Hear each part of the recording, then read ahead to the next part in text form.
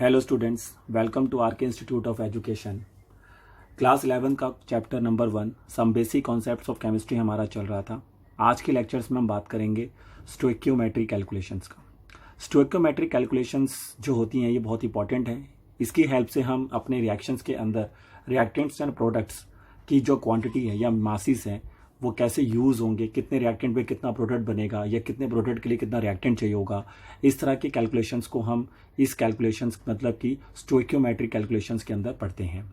तो जैसा कि मैंने यहाँ पे देखिए लिखा हुआ है कि stoichiometric calculations of reactants and products in chemical reactions. ठीक है, मतलब हम स्टोइकियोमेट्रिक कैलकुलेशंस जो करते हैं रिएक्टेंट प्रोडक्ट की केमिकल रिएक्शंस में करते हैं।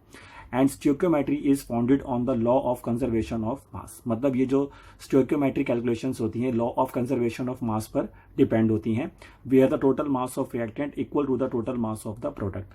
जैसा कि आप जानते हैं कि लॉ ऑफ कंजर्वेशन ऑफ मास हम जो फॉलो करते हैं तो इसलिए करते हैं क्योंकि रिएक्शन को बैलेंस किया जाता है कि जब भी हमें रिएक्शन बैलेंस करना है तो दैट मीन्स इट ओबे the law of conservation of मास।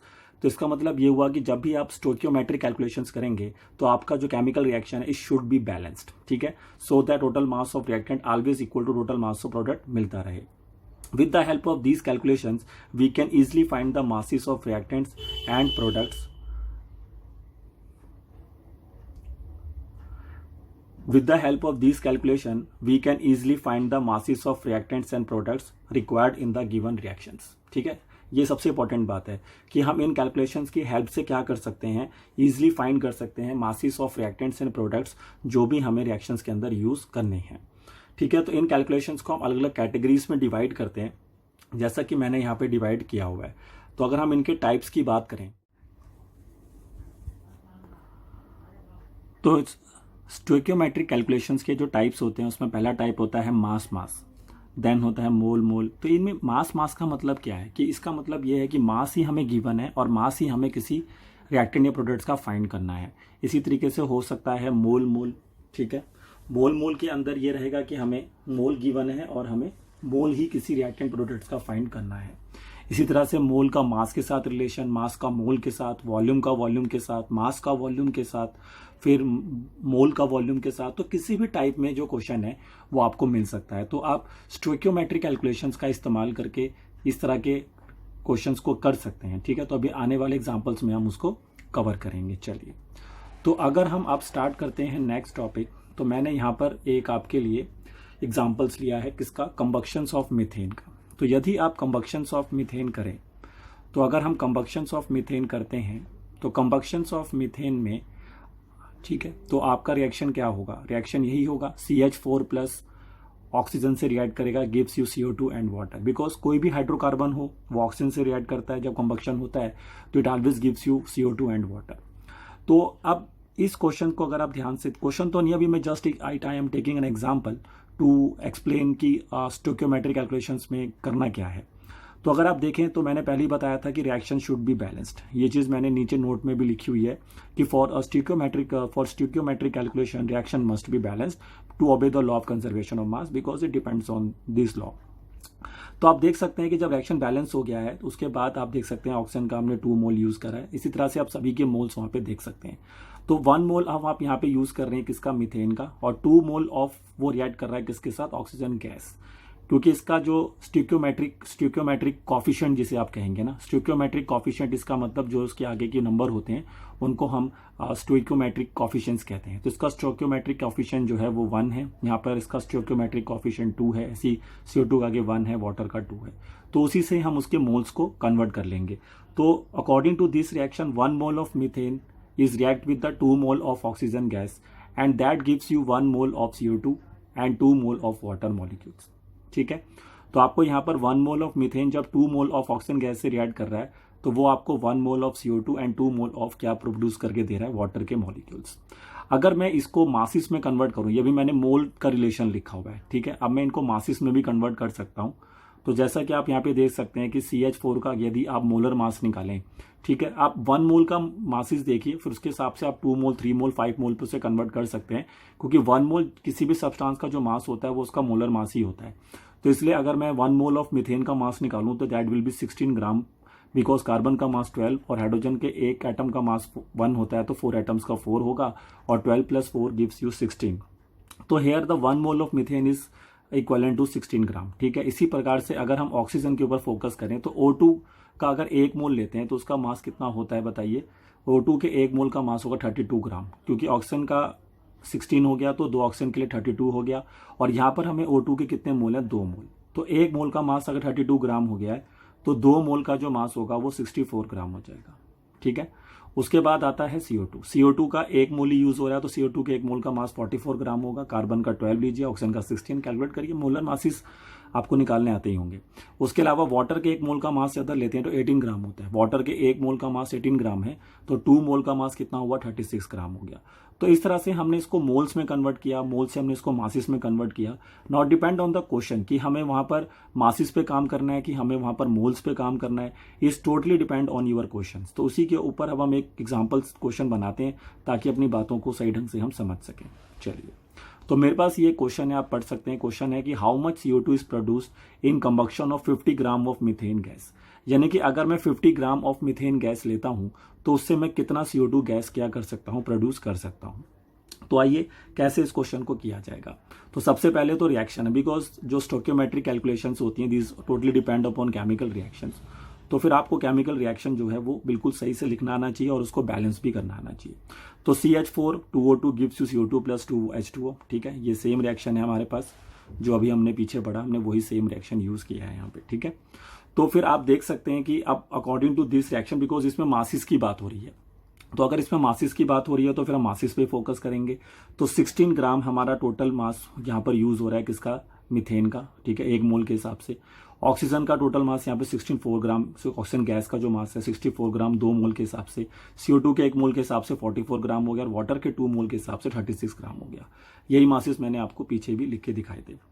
अब हमें सिर्फ उन्हीं मॉलिक्यूल्स पे फोकस करना है जिसका मास हमें दिया है या जिसका मास हमें निकालना है। नाउ वी हैव हियर 4, हमारे पास यहाँ पे टोटल मिला के 4 सब्सटेंसेस हैं। There are methane, oxygen gas, CO2 and water. तो हमें ये देखना है कि हमें किस पे फोकस करना है। तो we are only focus here CO2 and the methane gas, because हमें क्वेश्चन ये पूछा जा रहा है कि कितना CO2 बन सकता है if you take 50 gram of methane gas.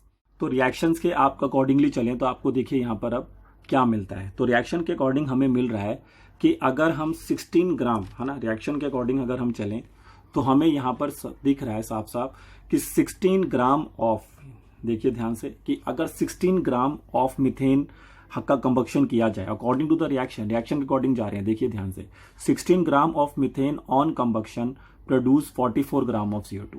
देख सकते हैं रिएक्शन के अकॉर्डिंग अगर आप 16 ग्राम ऑफ मीथेन लेते हैं तो आप उससे 44 ग्राम CO2 जो है वो प्रोड्यूस कर सकते हैं। तो हमें यहाँ पर यूनरी मेथड के ऊपर फोकस करना है। ठीक है, तो यूनरी मेथड ये होता है कि जैसे मुझे पता करना है कि 50 ग्राम मीथेन से कितना CO2 प्रोड्यूस होगा, तो हम पहले ये पता करेंगे कि 1 ग्राम से कितना CO2 प्रोड्यूस हो सकता है।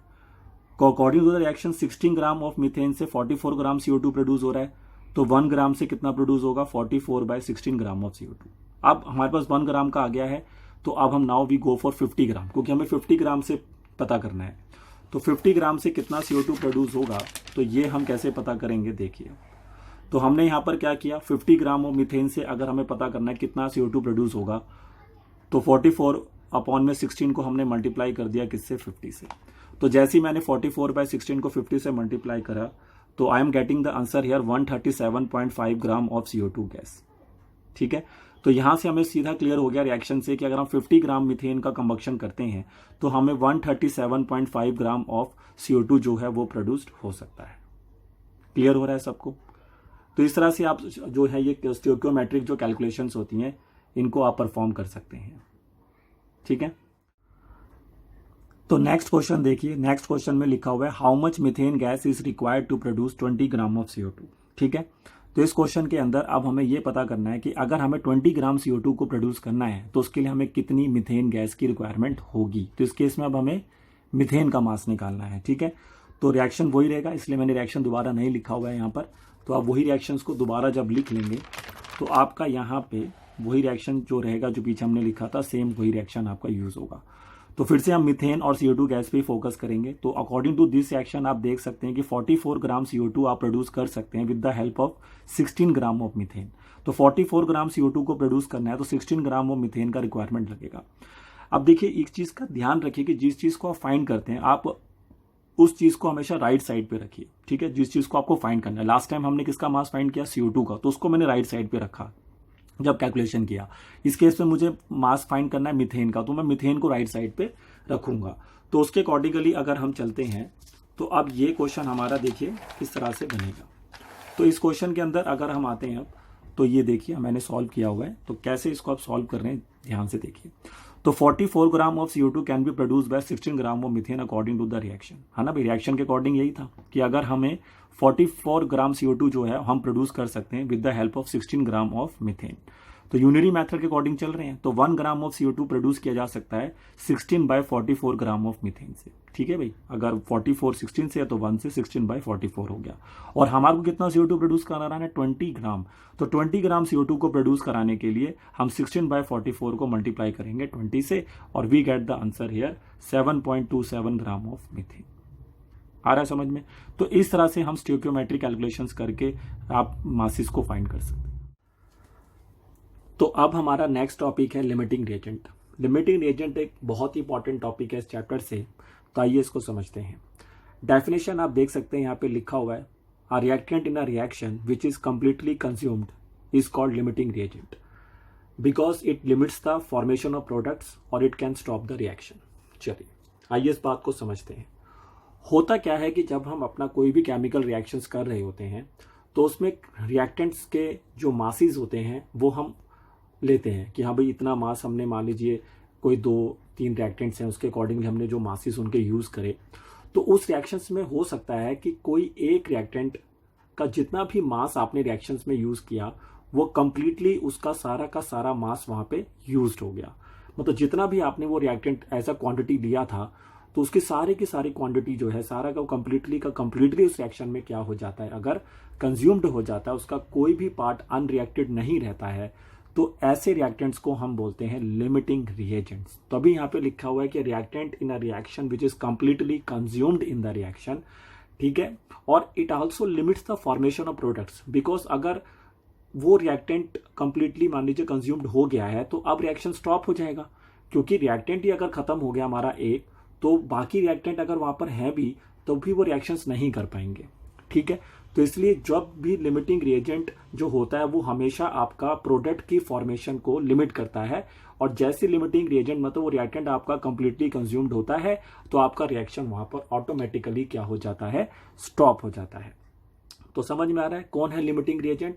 तो लिमिटिंग रिएजेंट आपके लिए एक ऐसा रिएक्टेंट होगा जो कि आपके रिएक्शन के अंदर कंप्लीटली कंज्यूम्ड हो जाएगा, यानी कि उसकी सारी की सारी मास या सारा का सारा क्वांटिटी जो आपने लिया था वो वहां पर रिएक्ट हो जाएगा, कंप्लीटली रिएक्ट हो जाएगा। इसी तरह से एक होता है हमारे पास एक्सेस रिएजेंट। तो एक्सेस रिएजेंट नाम से पता लग रहा है, a reactant in a reaction which remain unreacted, मतलब कि उसका पूरा का पूरा मास रिएक्शन में कंज्यूम्ड नहीं होगा, उसका कुछ ना कुछ मास जो है रिएक्शन में बच जाएगा। तो अगर जो रिएक्टेंट कंप्लीटली कंज्यूम्ड हो गया वो आपके लिए बन जाता है लिमिटिंग रिएजेंट, और जो रिएक्टेंट का मास अनरिएक्टेड रह जाता है तो वो आपके लिए बन जाता है एक्सेस रिएजेंट, ठीक है। तो अगर हमें ये पता करना है कि वो रिएक्टेंट हमारे लिए लिमिटिंग रिएजेंट बनेगा कि नहीं बनेगा, तो उसको हम कैसे पता कर सकते हैं, देखिए। तो उसके लिए मैंने नोट में एक पॉइंट यहाँ पे लिखा हुआ है, तो उस पॉइंट को आप समझिए। मैंने यहाँ पे पॉइंट लिखा हुआ है कि a reactant whose mass used in the reaction is more than the given mass. मतलब कि क्या हुआ, जैसे सपोज करिए मैंने आपको उस रिएक्टेंट का मास दिया 50 ग्राम, मैंने आपको 50 ग्राम मास दिया कि आप 50 ग्राम इस रिएक्टेंट का मास लीजिए और रिएक्शन करिए। लेकिन जब तुमने रिएक्शन किया तो रिएक्शन की डिमांड कितनी हो गई, 70 ग्राम। मतलब रिएक्शन डिमांड कर रहा है कि मेरे को तो उसका मास कितना चाहिए, 70 ग्राम चाहिए, लेकिन मैंने तो आपको कितना दिया था, 50 ग्राम। तो वही चीज मैंने वहां पे लिखी है कि reaction whose mass used in the reaction is more than the given mass, है ना भाई। तो रिएक्शन में जो मास उसका यूज होना है वो तो 70 ग्राम था, लेकिन मैंने आपको दिया 50 ग्राम। तो होगा क्या कि मैंने तो सिर्फ आपको 50 दिया था, चाहिए 70, तो 50 का 50 ग्राम पूरा का पूरा उस रिएक्शन में यूज्ड हो जाएगा। इसी वजह से वो बन जाएगा फिर लिमिटिंग रिएजेंट। ठीक है, तो वही रिएक्टेंट और लिमिटिंग रिएजेंट बन सकता है जिसका रिएक्शन में जो मास यूज होगा ना वो दिए हुए मास से यानी कि गिवन मास से क्या होना चाहिए, ज्यादा होना चाहिए।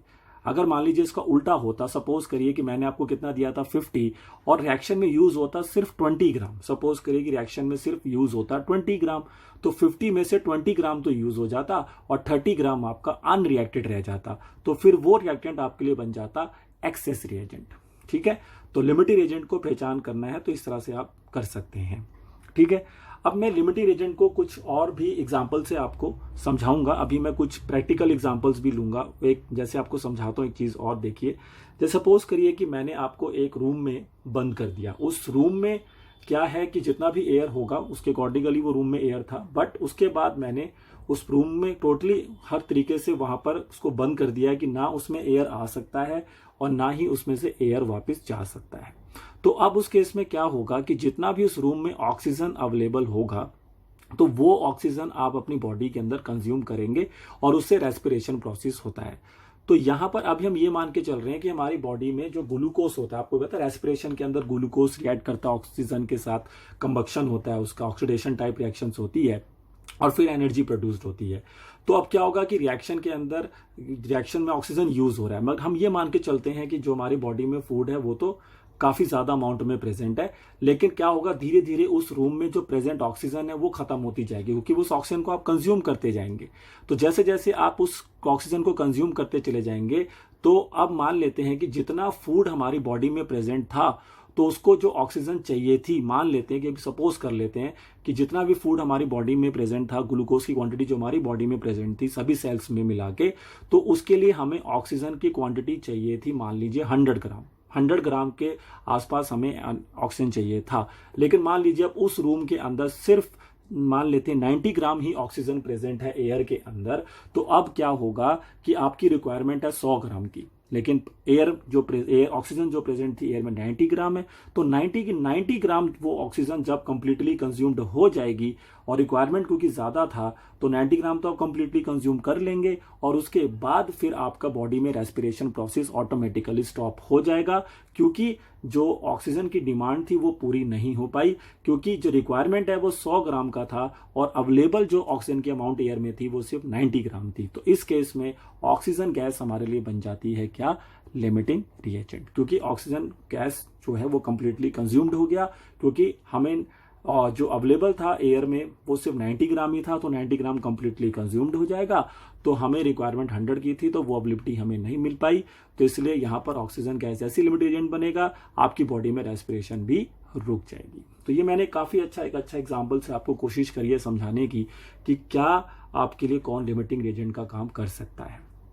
अब हम रिएक्शंस में कुछ क्वेश्चन करते हैं न्यूमेरिकली और फिर समझने की कोशिश करते हैं लिमिटिंग रिएजेंट को, लेकिन उससे पहले मैं आपको एक ट्रिक बता देता हूं जिससे कि आप कुछ भी ज्यादा कैलकुलेशन करे बगैर ही बता सकते हैं कि कौन सा रिएक्टेंट हमारे लिमिटिंग एजेंट हो सकता है, और इवन हम ये भी बता सकते हैं कि उस रिएक्शन में लिमिटिंग रिएजेंट है भी या नहीं है। चलिए, तो ये काम हम कैसे करेंगे, आइए उस बात को समझते हैं।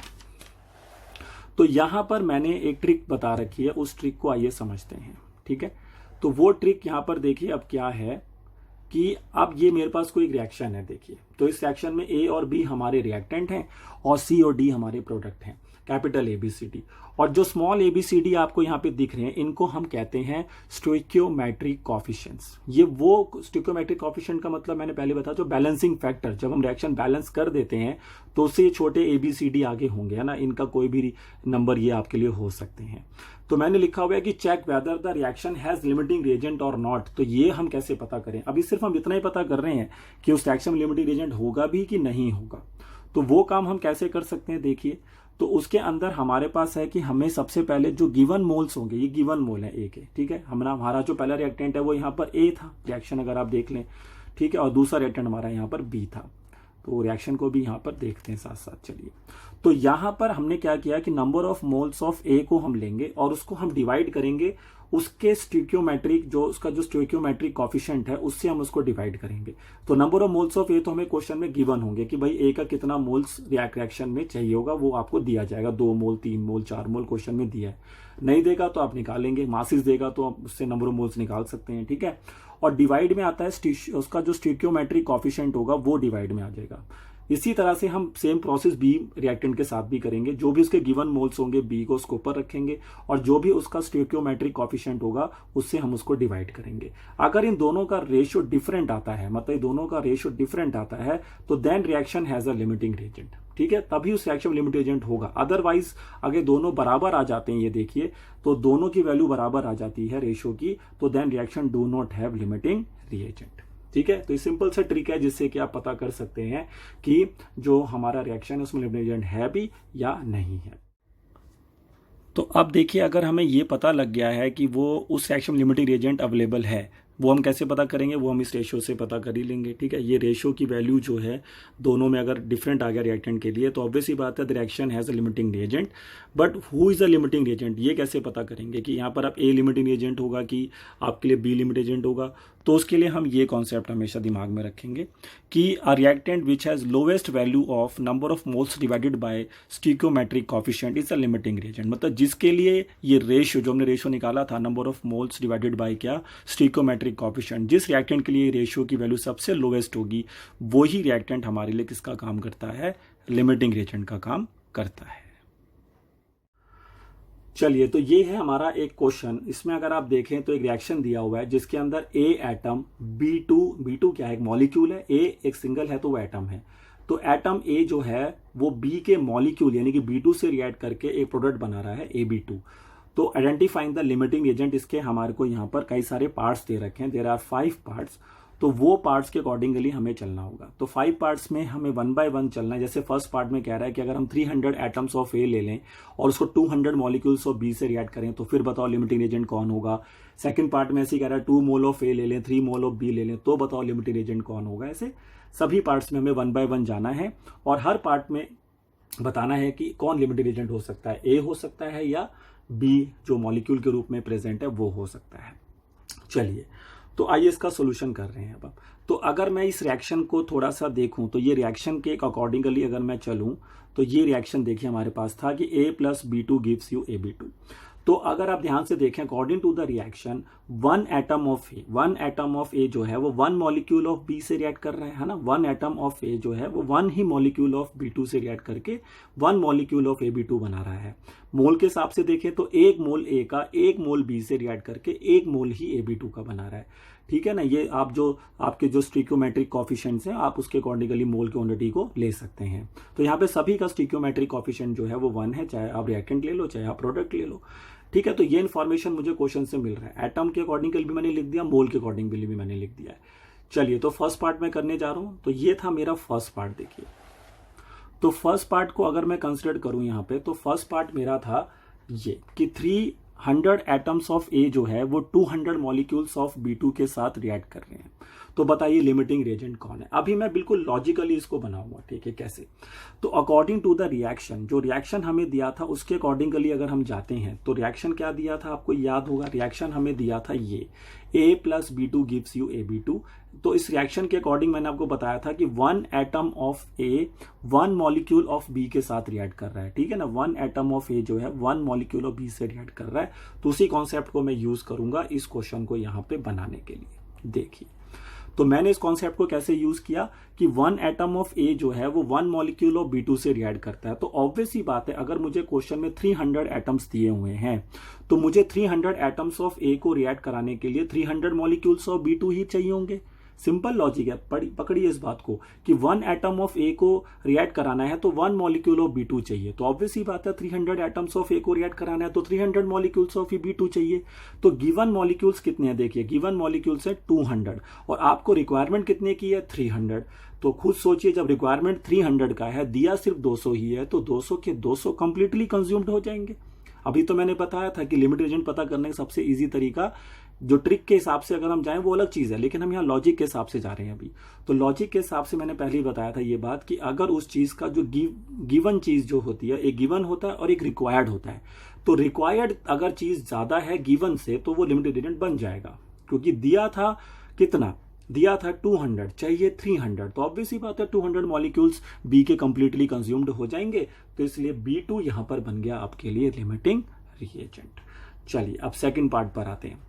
सेकंड पार्ट पे अगर फोकस करें तो 2 मोल ए के 3 मोल ऑफ बी के साथ रिएक्ट करेंगे। हमें 2 मोल ए के दिए हैं और 3 मोल्स हमें बी के दिए हैं, तो इस बार हम मोल के हिसाब से सोचेंगे। तो रिएक्शन आपको याद ही होगा, रिएक्शन में सभी का 1 मोल ही था, है ना भाई, रिएक्शन यही था ना आपका, ये देखिए। तो रिएक्शन के अकॉर्डिंगली सभी का कितना है, ये रिएक्शन था, और मैंने लिखा भी था कि सभी का यहाँ पे 1 मोल ही यूज हो रहा है।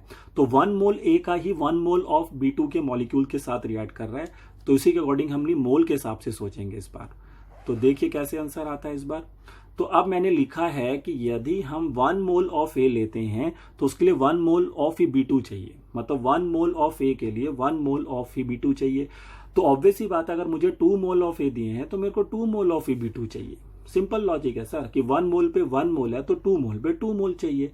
तो गिवन मोल ऑफ बी कितना है, देखिए 3, है ना। क्वेश्चन में तो बी के 3 मोल्स दिए हैं आपको, जो B2 है मॉलिक्यूल है उसके 3 मोल्स दिए हैं। अब 3 मोल्स आपको दे दिए, रिक्वायरमेंट तो सिर्फ 2 मोल की थी, तो 3 में से सिर्फ 2 मोल ही तो रिएक्ट करेंगे ना सर। दिया मैंने 3 है, रिक्वायरमेंट 2 का है, तो 3 में से 2 रिएक्ट कर गए, तो अभी भी बी का 1 मोल बच जाएगा। तो अगर बी का यहां पर आप देख सकते हैं, मैंने यहां पर लिखा हुआ है कि गिवन था 3 मोल ऑफ बी, रिक्वायर्ड कितना था 2 मोल, तो अनरिएक्टेड हो गया ना भाई, 3 में से सिर्फ 2 यूज हो जाएंगे, 1 मोल B2 का अभी भी बच जाएगा। तो अगर ये बच रहा है बी, तो बी लिमिटिंग एजेंट नहीं हो सकता B2 मॉलिक्यूल। तो इस केस में लिमिटिंग एजेंट आपके लिए कौन हुआ, इस केस में आपके लिए लिमिटिंग एजेंट हो गया, बताइए कौन। इस केस में लिमिटिंग एजेंट हमारे लिए हो गया है ए। क्लियर हो रहा है सबको ये बात। अब आते हैं, मैं उस ट्रिक पर आ रहा हूं, जो ट्रिक मैंने आपको दी थी, उस ट्रिक के अकॉर्डिंगली मैं इस क्वेश्चन को समझाने की अब कोशिश करूंगा आपको। देखिए, तो वो ट्रिक मैं यहां पर देखिए कैसे लगाऊंगा, आप इसको देखें।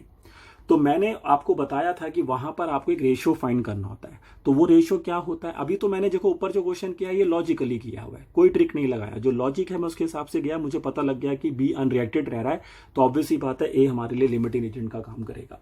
लेकिन अब मैं ट्रिक के हिसाब से जा रहा हूं। तो नंबर ऑफ मोल जो ए के गिवन थे उसको उसके स्टोइकियोमेट्रिक कॉफिशिएंट था उससे डिवाइड करिए और वो रेशियो निकालिए।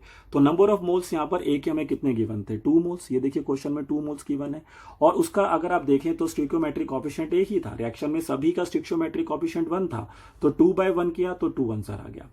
बी के मोल्स कितने गिवन है क्वेश्चन में, चेक करिए, 3 मोल्स गिवन है, ये देखिए। तो बी के यहाँ पर 3 मोल्स, हाँ ये रिएक्शन में आप जाना होगा उसके लिए, यहां पर ये देखिए आप, ए के यहां पर 2 मोल गिवन थे और बी के यहां पर 3 मोल्स गिवन थे।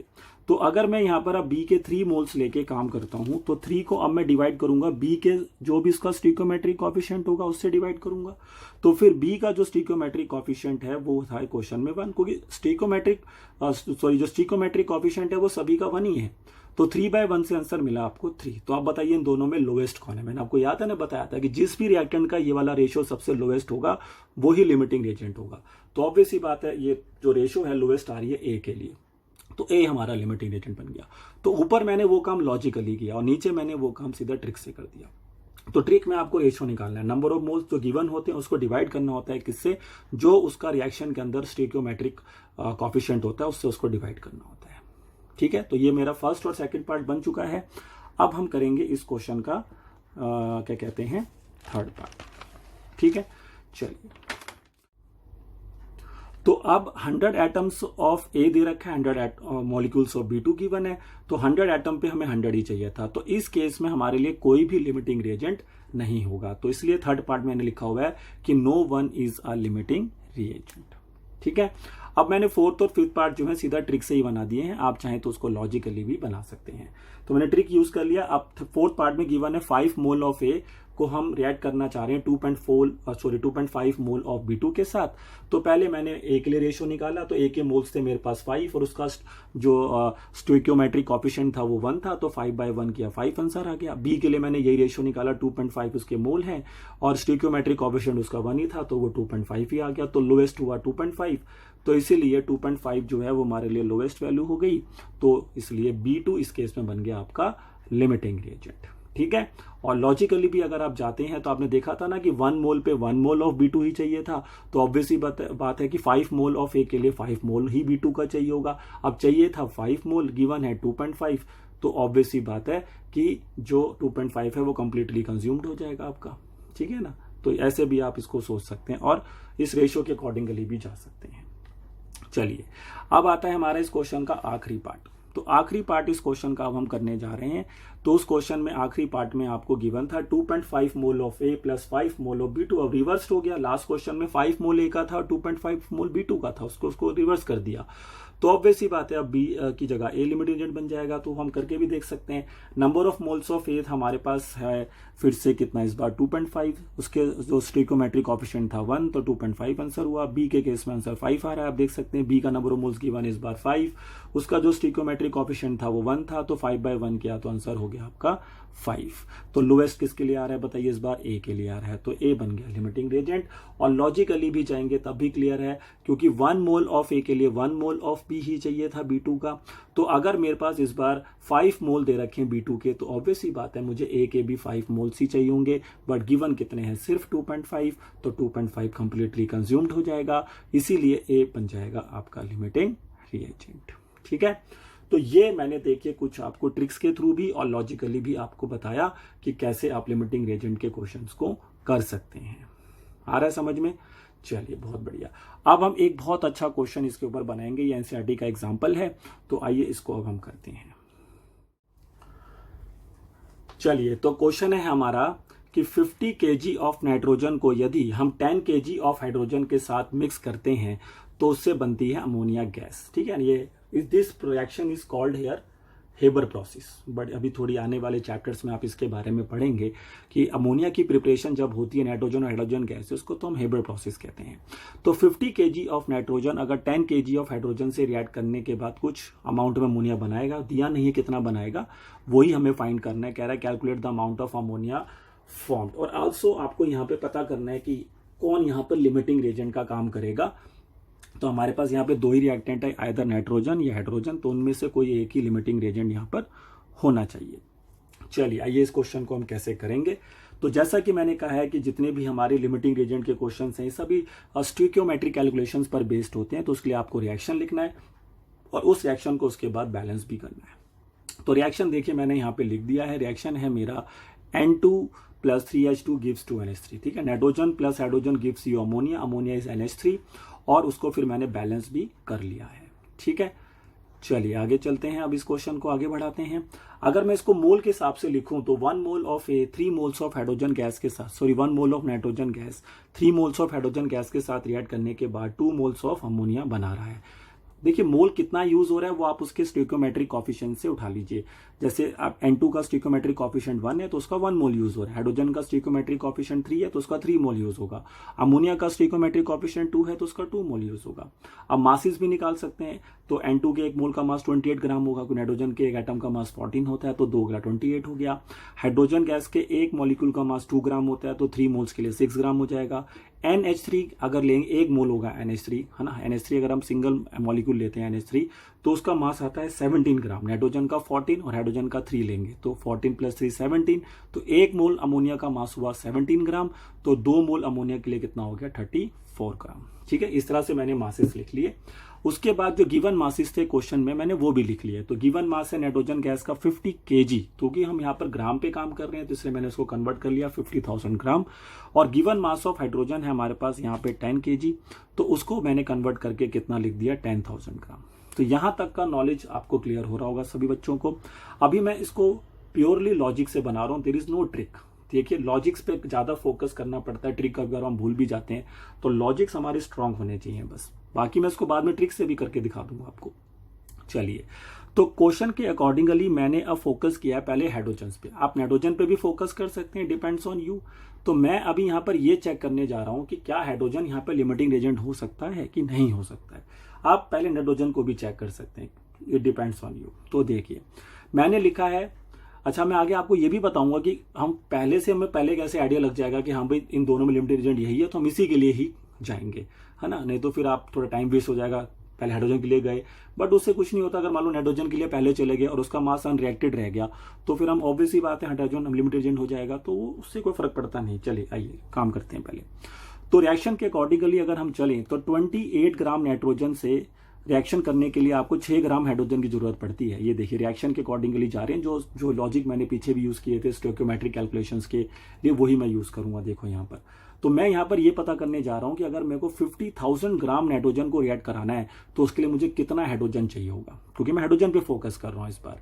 गिवन मास तो मेरे को 10,000 दे रखा है, वो तो ऑब्वियस है कि 10,000 मास मुझे गिवन है, लेकिन मैं पता करूंगा ना खुद से कि भाई 50,000 ग्राम मुझे नाइट्रोजन को रिएक्ट कराना है, तो how much hydrogen we have to need, कितना हमें चाहिए, वी हैव टू कितना हमें 10,000 से बात बन जाएगी या उससे ज्यादा चाहिए होगा, तो वो हमें फाइंड करना पड़ेगा। तो 10,000 से सपोज करो गिवन मास ऑफ हाइड्रोजन तो 10,000 है ना, और अगर मान लीजिए कि जो मास हमें चाहिए होगा 50,000 हाइड्रोजन के साथ रिएक्ट कराने के लिए वो 10,000 से ज्यादा आ जाता है, तो ऑब्वियस ही बात है फिर हाइड्रोजन लिमिटिंग एजेंट बन जाएगा, क्योंकि मैंने लिमिटिंग एजेंट की जो लॉजिक है बता रखा है ना आपको कि जो रिएक्शन में जो मास यूज होगा उसका वो अगर ज्यादा आ जाता है गिवन मास से तभी वो लिमिटिंग एजेंट बन सकता है। ठीक है, चलिए तो हम देखते हैं अब क्या हमारा आंसर आता है।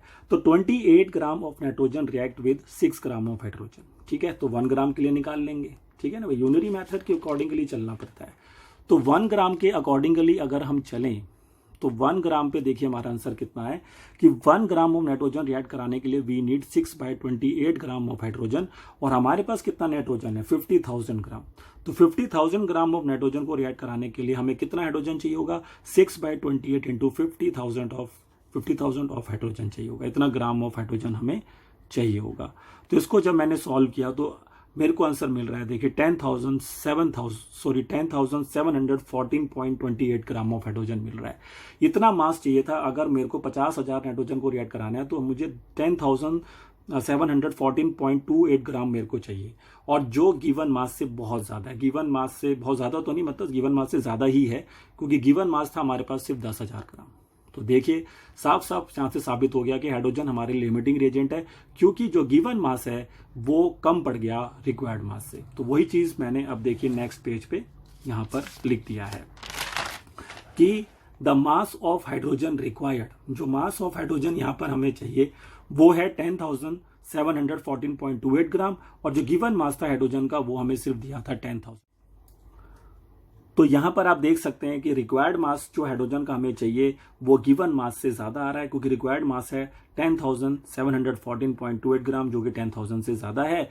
तो इसलिए हाइड्रोजन गैस यहां पर बन गया आपके लिए लिमिटिंग एजेंट। यहां पे देखिए हमने प्योर कॉन्सेप्ट यूज किया है, कोई ट्रिक वगैरह यूज नहीं करी है, प्योर लॉजिक्स के साथ हम काम किया है और आंसर हमारा आ गया है। अब क्वेश्चन में साथ साथ भी पूछा गया था कि कितना अमोनिया प्रोड्यूस्ड होगा अगर हम 50,000 ग्राम मतलब 50 kg कैलिजन नाइट्रोजन को रिएक्ट करते हैं 10,000 ग्राम ऑफ किसके साथ रिएक्ट करना था, आपको याद होगा हाइड्रोजन के साथ। तो आपको इस बात का ध्यान रखना है कि मैंने शुरू में भी बात बताई थी कि limiting reagent limits the formation of product. तो दैट मीन्स कि जो प्रोडक्ट कितना बनेगा वो डिसाइड कौन करता है, लिमिटिंग रिएजेंट डिसाइड करता है। क्योंकि लिमिटिंग रिएजेंट अगर खत्म हो गया, आपका कंज्यूम्ड हो गया वो रिएक्टेंट, तो फिर रिएक्शन ऑटोमेटिकली स्टॉप हो जाएगा। तो इस बात का सभी बच्चों को ध्यान रखना है कि जब भी प्रोडक्ट का मास आपको निकालना है तो आप हमेशा उसको लिमिटिंग रिएजेंट के थ्रू ही निकालेंगे, ना कि एक्सेस रिएजेंट, क्योंकि यहाँ पर एक्सेस रिएजेंट है हमारे लिए नाइट्रोजन गैस। तो हम नाइट्रोजन गैस से ही नहीं पता कर पाएंगे कि अमोनिया कितना प्रोड्यूस होगा, इसलिए हम किसके थ्रू जाएंगे, हाइड्रोजन गैस, क्योंकि वो लिमिटिंग रिएजेंट है। ठीक है, तो आइए मैंने उसी से देखिए फाइंड कर लिया है। अगर आप रिएक्शन को देखें एक बारी, तो रिएक्शन मेरे पास देखिए ये था, तो रिएक्शन में साफ साफ दिख रहा है कि अगर हम 6 ग्राम हाइड्रोजन का इस्तेमाल करते हैं तो उससे 34 ग्राम अमोनिया प्रोड्यूस करा सकते हैं। ठीक है, तो वही चीज को हम यूज करेंगे, तो उसको हम यूनरी मेथड में लेके जाएंगे और फिर ये पता कर लेंगे कि हमारे पास कितना हाइड्रोजन था 10,000 ग्राम। तो 10,000 ग्राम से हम कितना अमोनिया प्रोड्यूस कर सकते हैं, आइए हम उसको फाइंड कर लेते हैं। तो देखिए मैंने इस किस तरह से कैलकुलेशन किया, सेम यूनरी मेथड लगाया और देखिए मेरा आंसर आ गया है कि 6 gram of hydrogen can produce 34 gram of ammonia according to the reaction. ठीक है, तो 1 gram of hydrogen can produce 34/6 gram of ammonia. तो 10,000 ग्राम ऑफ हाइड्रोजन से कितना अमोनिया प्रोड्यूस्ड होगा, तो 34/6 मल्टीप्लाई में 10,000 किया, क्योंकि मेरे पास 10,000 ग्राम ही हाइड्रोजन अवेलेबल था, तो उससे मैंने कितना अमोनिया निकाल सकता हूँ। देखिए ये थोड़ा कैलकुलेशन किया तो 56,000 के अराउंड आ रहा है, तो उसको मैंने और केजी में कन्वर्ट कर दिया, तो 56.6 kg ऑफ अमोनिया के अराउंड हम प्रोड्यूस करा सकते हैं अमोनिया गैस यहाँ पर। देखिए तो इस बात का सभी बच्चे ध्यान रखिए कि whenever you want to find the product in the case of limiting reagents question, तो always find from that reactant who is completely consumed in the reactions. ठीक है। एक्सेस रिएजेंट से नहीं पता लगेगा कि कितना प्रोडक्ट बनेगा। हमेशा प्रोडक्ट की जो अमाउंट है वो फिक्स करते हैं लिमिटिंग रिएजेंट, इसलिए उसी रिएक्टेंट से आपको प्रोडक्ट का फॉर्मेशन पता करना है, मास पता करना है जो लिमिटिंग रिएजेंट है, जैसा कि इस केस में मैंने हाइड्रोजन गैस के साथ किया। अब देखिए मैं ट्रिक से भी पता लगा लूंगा कि इन दोनों में से कौन है जो लिमिटिंग रिएजेंट का काम हमारे लिए कर सकता था। तो यहां मैंने यहां पर अब ट्रिक को समझाया है। देखिए यहां पर आइए, तो याद है मेरी ट्रिक क्या थी? ये रिएक्शन था हमारा N2+3H2 गिव्स यू 2NH3। तो ट्रिक वहां पर ये था कि आपको पहले जो भी रिएक्टेंट है उसमें जो गिवन नंबर ऑफ मोल्स उसके होंगे, उसको उसके जो स्टोइकियोमेट्रिक कोएफिशिएंट्स होता है उससे आपको उसको डिवाइड करना होता है। तो बट फर्स्ट हमें यहाँ पे दोनों के मोल्स निकालने, क्योंकि क्वेश्चन में मोल्स नहीं गिवन थे, क्वेश्चन में मासेस गिवन थे। ठीक है, तो जो भी मासेस आपको गिवन थे उनसे आप उनके मोल्स को फाइंड कर लीजिए। तो नाइट्रोजन गैस का नंबर ऑफ मोल्स आएगा given mass upon molar mass से, तो वो हमारे पास आ गया 1785.71 मोल्स। और हाइड्रोजन गैस का भी निकाल लिया मैंने ऐसे ही। हाइड्रोजन गैस का जो मास गिवन था वो 10,000 था, हाइड्रोजन गैस का जो मोलर मास होता है वो 2 होता है, तो उसका आंसर 5000 आ गया। तो अब हम निकालेंगे वो रेशियो। तो रेशियो हमने जब इसका फाइंड किया तो यहाँ पर देखिए अब क्या आंसर आ रहा है। गिवन मोल्स ऑफ नाइट्रोजन जो मेरे पास आए थे, कितने आए थे? 1785.71 आए। तो उसको मैंने उसके जो भी स्टोइकियोमेट्रिक कोएफिशिएंट वहां पे दिया नाइट्रोजन का, जो कि यहाँ पर 1 है, आप देख सकते हैं इसके आगे 1 लगा हुआ है, ये देखिए। तो मैंने यहाँ पर उसको 1 से डिवाइड कर दिया और सॉल्व करने के बाद मेरा आंसर आ गया 1785.71। सिमिलरली मैंने हाइड्रोजन के साथ किया। हाइड्रोजन का नंबर ऑफ मोल्स मेरे पास आए थे 5000 और रिएक्शन के अकॉर्डिंग उसका स्टोइकियोमेट्रिक कोएफिशिएंट कितना है देख सकते हैं यहाँ पर 3। तो उसको जब मैंने 3 से डिवाइड किया तो मेरे पास आंसर आ गया 166.67। तो आप देख सकते हैं किसका रेशियो कम आ रहा है इन दोनों में से। तो इन दोनों में से जिसका रेशियो कम आता है वही लिमिटिंग एजेंट होता है, आपको याद होगा। तो ये वैल्यू जो है आपकी कम है, दिस इज 1666.67 और दिस इज 1785 के अराउंड है। तो हाइड्रोजन का ये रेशियो कम आ रहा है, तो हाइड्रोजन गैस यहाँ पर बन गई आपका लिमिटिंग रिएजेंट। तो लेकिन अभी यहाँ पर हमने ट्रिक का इस्तेमाल किया है, बट सीबीएसई में शायद ये सब्जेक्टिव पेपर में अलाउड आपके स्कूल्स में ना हो, बट एंट्रेंस में आपके काम ये ज़रूर आ सकती है। बाकी सीबीएसई लेवल पर सब्जेक्टिव पेपर्स बनाते हैं तो आपको शायद इसी लेवल से ही, इसी कॉन्सेप्ट से ही क्वेश्चंस को बनाना पड़ेगा जो मैंने यहाँ पर यूज़ किया था। तो आई होप आज का लेक्चर आपको क्लियर हुआ होगा, जिसके अंदर हमने बात करी है स्टोइकियोमेट्रिक कोएफिशिएंट्स की, हमने बात करी स्टोइकियोमेट्रिक कैलकुलेशंस की बात करी हमने, और इसके अलावा हमने लिमिटिंग एजेंट्स की बात करी। तो ये था आज का लेक्चर। इसी तरह से हमारे साथ जुड़े रहिए, और भी हम जो भी इस चैप्टर के और भी जो कमिंग लेक्चर्स हैं उसके अंदर हम आप बात करेंगे और भी अच्छे कॉन्सेप्ट्स की। तो तब तक हमारे साथ जुड़े रहिए। जिन बच्चों ने हमारे चैनल को अभी सब्सक्राइब नहीं किया हुआ सब्सक्राइब कर लें, और अब इस तरह के क्वेश्चंस आपको एनसीईआरटी के अंदर जरूर मिलेंगे, आप उससे बनाइए। कोई और बुक है आपके पास तो वहाँ से भी आप लिमिटिंग एजेंट के ऊपर आप क्वेश्चंस को ईजिली बना सकते हैं। ठीक है, तो जुड़े रहिए हमारे साथ, मिलते हैं हम आपसे नेक्स्ट लेक्चर पे। Thank you.